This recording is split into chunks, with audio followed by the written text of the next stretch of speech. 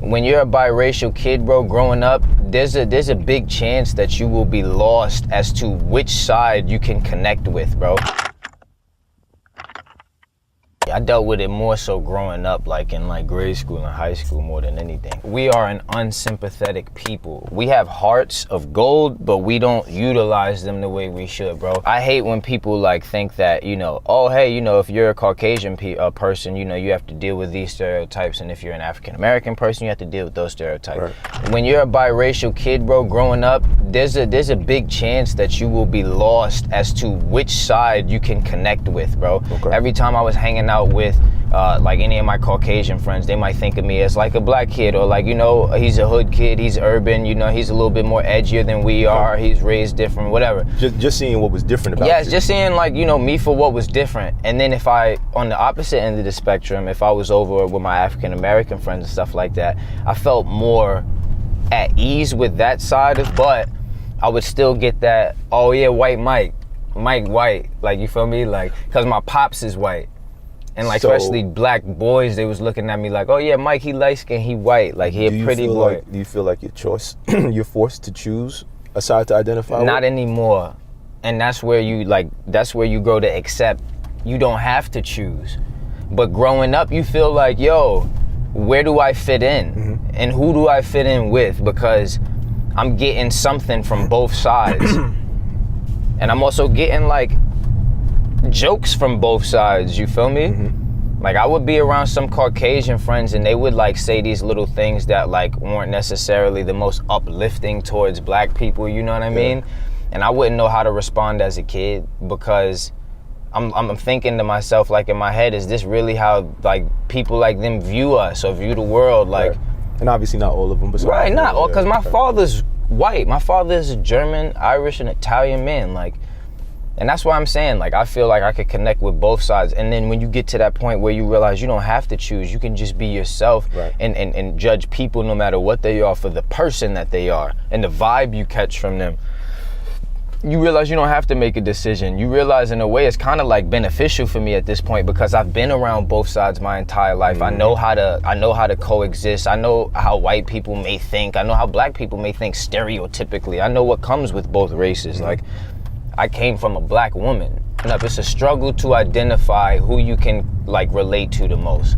Who do you feel more comfortable with? And it's whack that question of, you know, did you feel like you had to choose is even like a presentation of it, because it's right. Like, what?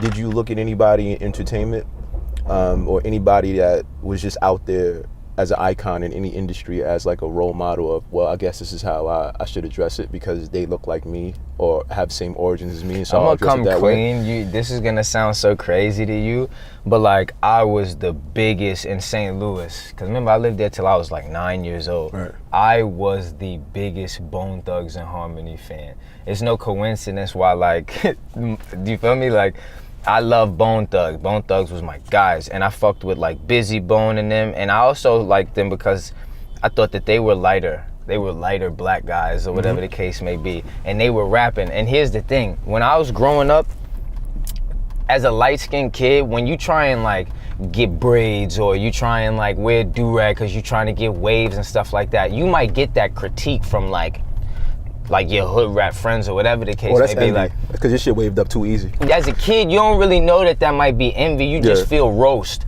You feel me? And you roast back because you a New Yorker. But you still feel you still feel like why you have an issue with me doing the same things you doing. I'm just trying to get my waves up too. Like in the black community, I might have gotten that when I was growing up, like, oh yo, he trying to be black. Or even from the white community, bro, if I'm wearing like a chain or some shit like that, I'll be like, oh, this dude, like he want to be black, or he swear he black. Like, and that's such a whack stigma.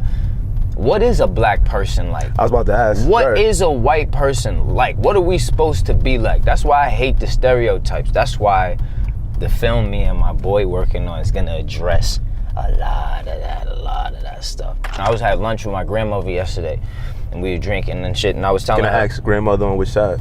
My father's side. Gotcha. Father's side. And you know what's crazy?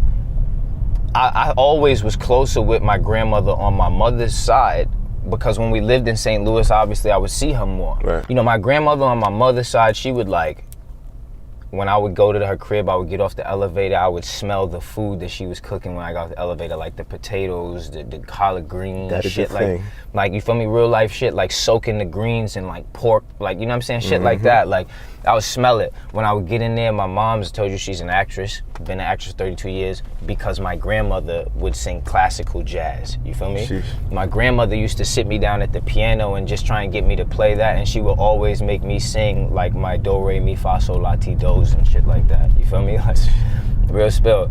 And then it's like when I would go to my father's side, not that the love is any different, because I love both my grandparents, but it's just the connection when I was younger was a tad bit different. Right. And now as an adult, I'm really starting to like appreciate my grandmother on my father's side, because I told her that as a man, there are things that she's done that as an adult I could see, like when her husband passed away, my father's father. Yeah. Bro, I cried in her arms at the wake and she didn't even tear up.